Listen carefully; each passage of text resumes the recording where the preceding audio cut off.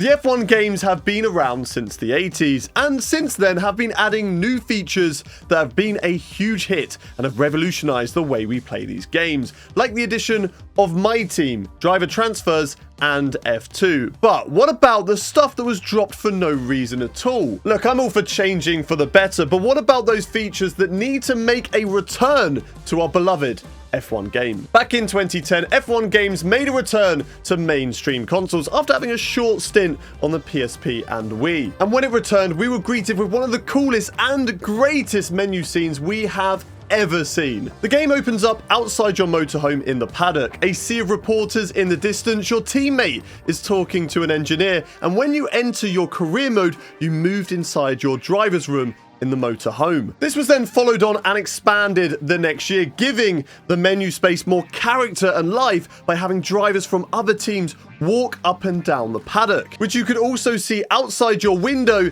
in the career mode menu. This was such a beautiful way to give players that feeling that they were actually living the life of a Formula 1 driver. This feature, however, was dropped for 2012 and replaced with a boring wind tunnel instead. And this unfortunately paved the way for bland, boring menu screens, which we've had pretty much since. But with F1 Life bringing us at least something in F1 22, I am hoping and praying that F1 23 brings us back the menu screens we all deserve. We all love the Formula 1 intro, which is now implemented into the game, but did you know that F1 games used to recreate the current season so far within the game and use that as the intro? This short montage was so cool and would always get you hyped to be about to throw an F1 car around the track. And don't get me wrong, the F1 intro is an awesome addition to the game, and this is only a very small thing, but I would love to see the best moment of 2023 so far as I load up the game. F1 2021 was a huge success upon release, and that was mainly down to the brand new career story mode, Breaking Point. The story was based around rookie driver Aiden Jackson as you follow him into the world of F1, making decisions off track and tackling challenges on it. The story was a big hit, bringing a large amount of casual players to the world of F1, with great side characters like teammate Casper Ackerman and the villainous rival Devon Butler. However, it went missing on F1 22 with no real news as to why. But we have seen this before with F1 2019, which introduced us not only to F2, but also to a story mode. And if this trend is anything to go by, expect to see Breaking Point or something similar in F1 23. Over the years in Formula 1, we have seen many versions of F1 circuits, with Silverstone, Abu Dhabi, Spain, and Bahrain running different layouts. And back in 2017, short versions of Silverstone, USA, Bahrain, and Japan were all introduced to the game. Now, I'll be the first to admit, I wasn't actually too much of a fan of these when they first came onto F1 2017, but when we got the Bahrain short oval version of the track in the real-life 2020 season, I was excited to jump on F1 21, expecting to see this new version of the short track. However, it was removed, and it never returned. If at the end of the day, I had the choice between short tracks and classic tracks, then I'm obviously going to choose the classic ones. But hey, if short circuits are on the cards, then I'm not going to say no. However, they do have to be good versions of the circuit, because Bahrain short and USA short are one of the worst circuit layouts I've ever seen. Career mode on F1 22 is probably the best it's ever been, with driver transfers and team progression keeping you interested season upon season. However, you kind of feel like you're playing the same game, with the calendar, team liveries, and driver helmets not changing, despite completing 10 whole whopping seasons of gameplay. However, back in 2003 and EA's last turn of having the franchise, they dropped one of the best Formula 1 games of all time. F1 Challenge saw you join a team in the 1999 Formula 1 season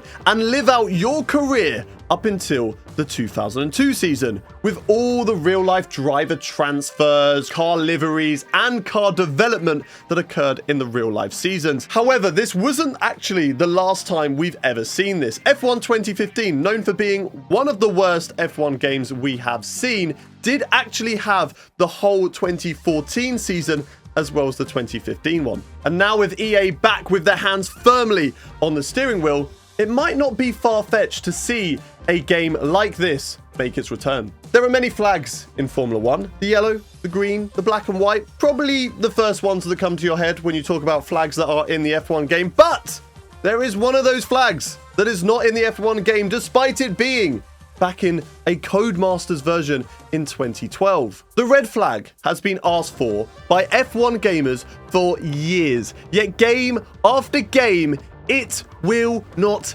appear. Even when racing at Monaco and half the field is blocking the track. Will it be back for F1 23? Only time will tell. But one like on this video equals a prayer that red flags will return, so you know what to do. F1 2013 will go down as one of the greatest F1 games we have ever seen. And that is for two reasons: classic cars and classic tracks. Classic cars we have seen in multiple F1 games now, with them making their first one-off appearance in F1 2013 before returning for F1 2017 right up until 2020. But despite being a fan favorite, they were dropped for 2021 with no reason or news on why the drop was made.